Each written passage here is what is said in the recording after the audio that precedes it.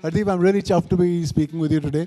I cover technology and motoring at Vion, and they don't often see eye to eye. While I'm curious and fascinated by technology and all that it's doing for our lives, whether it's the future of mobility or the future of travel, I'm very passionate about motoring, and frankly, sometimes it terrifies me what it's doing to sheer driving pleasure or what potential it has to sort of change that. Now, to my mind, BMW has always been one of those brands that has managed to marry technology, performance, and luxury in a way that nobody else has managed to do quite as well. So in that context, I wanted to ask you, what defines luxury for BMW in 2025, and how do you see this luxury auto landscape evolving? Check, yeah. Thank you, Miraj, for having me here. So coming to your last question first, how the luxury, so your question was how's the luxury evolving, right? What defines luxury for BMW? Is it bigger screens? Is it more tech? Is it Napa leather? How do you... Okay. So for me, or for BMW, the luxury is defined by how it can make life easier and better for a consumer, right? So I think in the previous session, the women here were talking about, they want it to be simple. They don't want it to be very difficult. They want to navigate it easily. We want to make things simpler for the consumer. And of course, as you talked about, the quality of leather that we are using, the quality of material that we are using in the car. But very importantly, from a luxury perspective, as our DNA is sheer driving pleasure, we want to make, because ultimately you're driving the car for yourself. Right. We want the car to give you a driving pleasure when you're driving the car. So as you know, the Indian roads are sometimes can get very tricky. So even when you're navigating the roads, right, and you are able to enjoy the drive despite of how the roads are. You want power at a click of the button. You're accelerating your machine and it gives you the power that you want, or maybe it exceeds your expectations. So all put together, this is what for BMW luxury is. Yeah, I mean, I think that's what I was referring to when I was talking about balance. So we drove the long wheelbase 5 Series recently. I've been driving various iterations of the 5 Series for many years, and I think this was the first time, correct me if I'm wrong, that the long wheelbase is the only version that's available in India.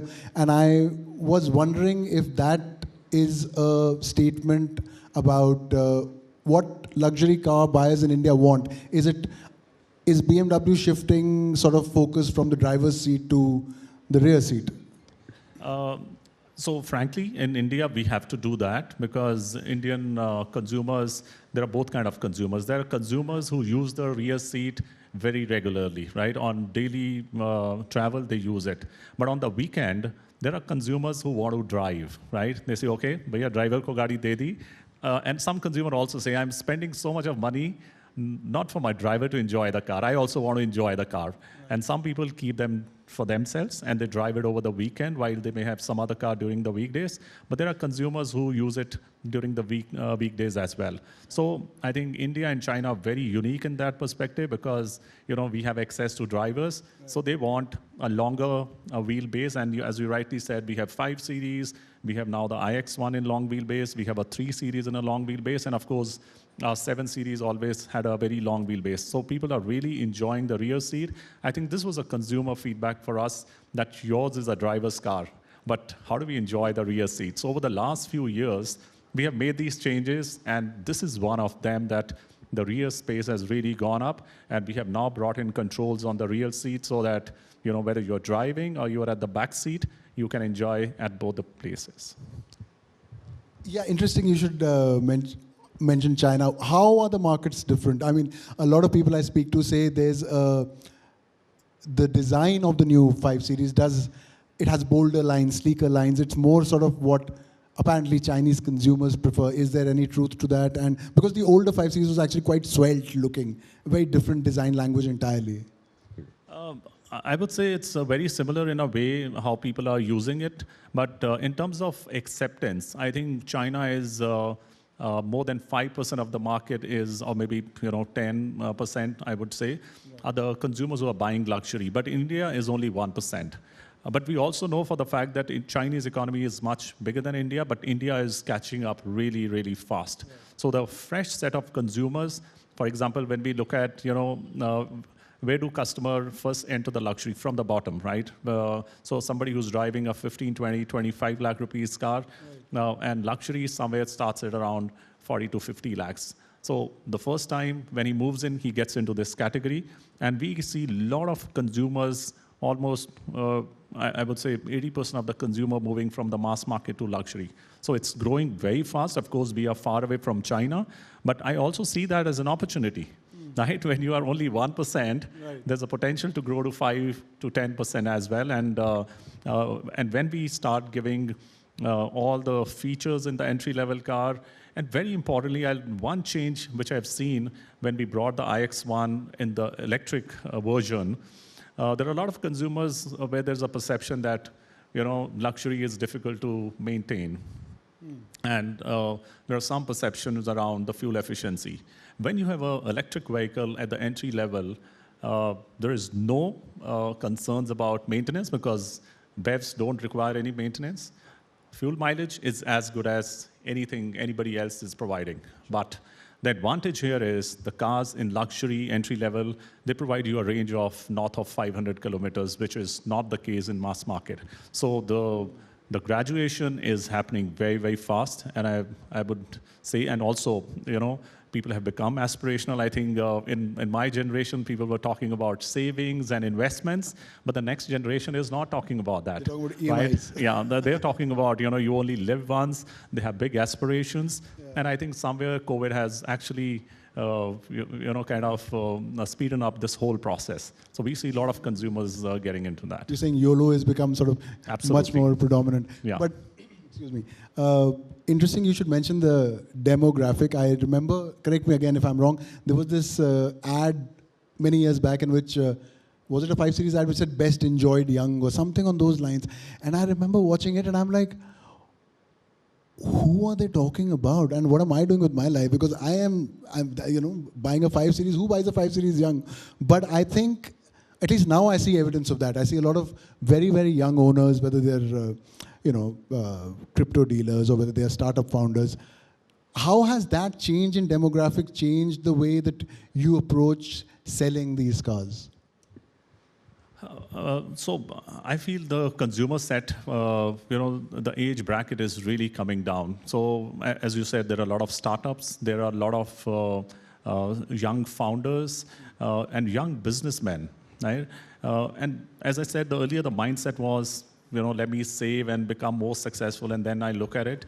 But I think this is a fresh thought process which has gotten, and these young startups, young founders and young businessmen, they want to embrace it much faster. I know there's a guy who lives in my condo, just about 30 years plus, just bought a 6 GT about 6-7 months back, and he's looking at more. We are launching the mini convertible shortly, and suddenly we see the number of consumers who have booked this car, very, very young. A lot of customers between 25 to 30 years. So it's only increasing with time, and which augurs very well for the luxury car market in times to come. Well, but since you're talking about Mini, it's a statement, right? It's a personality car. And I would think that Indians do like to sort of make a statement, and we are flashy, at least in North India we are. But it's still a very niche product. Is that correct? I mean, is it going to ever sort of transcend that?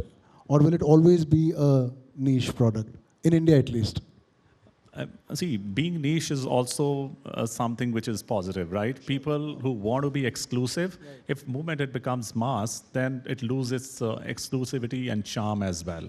So the fact that only 1% of the consumers are able to upgrade to the luxury bracket also makes it more aspirational. Moment you have 15, 20%, then it loses its charm as well. So of course we don't want it to be 1%. We don't want it to be as exclusive as that. We would like it to grow.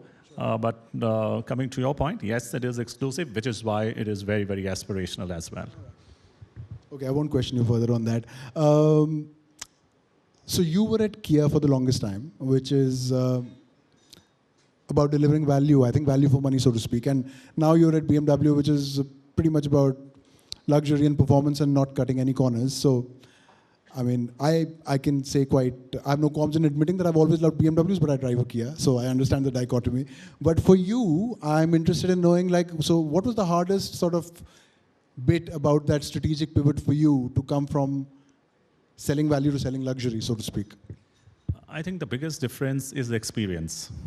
When you go to the mass or mass premium market, people are very much concerned about the product and the pricing, how much discounts you're getting.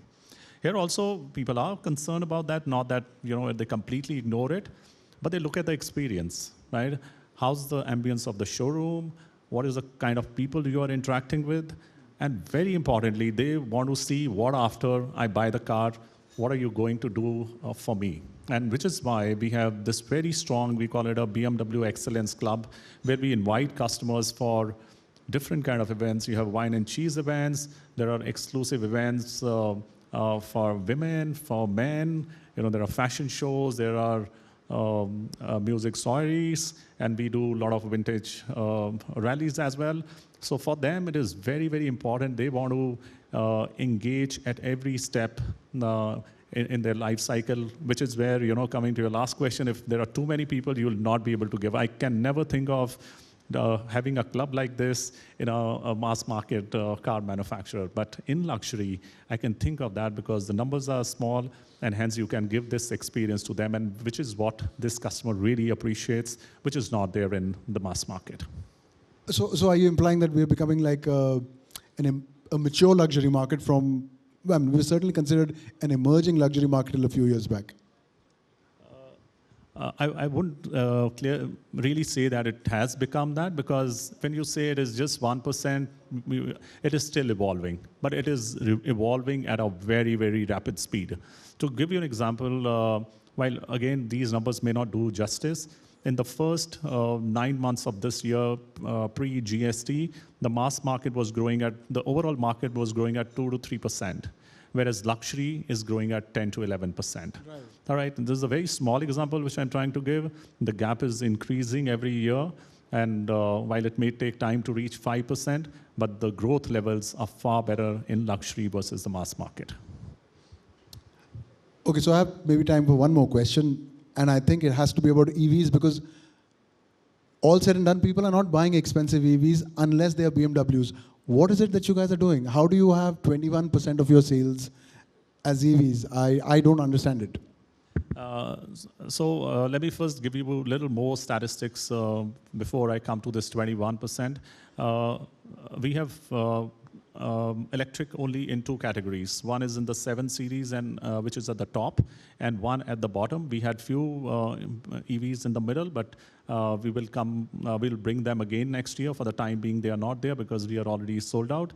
Even in 7 series, the percentage is almost close to 50% electric. Okay. In the entry also, it is 50%. So why it makes 21%? Because in a lot of other categories, we don't have electric. And what makes them very, very popular with the consumers is the kind of features which we are providing in these cars. For example, in our i7, which is the top-end electric, you have this whole huge screen at the top, which you will not find in any other car, right? Sure. You have all the controls at the back seat, where they're all controlled by electronics, the touch screens. You have all the blinds, and not only on the sides, but the sun blinds even at the back.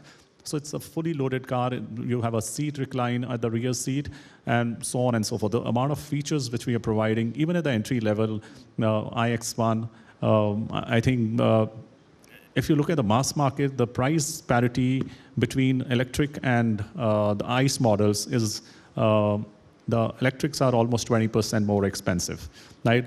We have tried to keep electrics and the ICE almost at par. And that also, works in our favor, because then consumer thinks, BEV with no maintenance, no running cost, overall cost of ownership becomes very well. So a combination of good cost of ownership and the features that we provide in our electric cars is really working well for us. Thank you, Hardeep. So I've been asked to wrap it up. So I'm going to go, but very, very quickly. in 1 minute, rapid fire questions. I don't want you to think. Sunday morning drive, do you want an M4 or do you want an i7? Any day M4. Okay. What is overrated, massage seats or gesture control? I would say gesture control. If you could bring back one BMW from the past and produce it again, which one would it be and what would you do different? You know, there's a lot of demand for convertibles. We had Z4 and we are getting the M440i, and we are also launching the mini convertible very soon. So anything with the rooftop or the convertibles is what people are really looking for.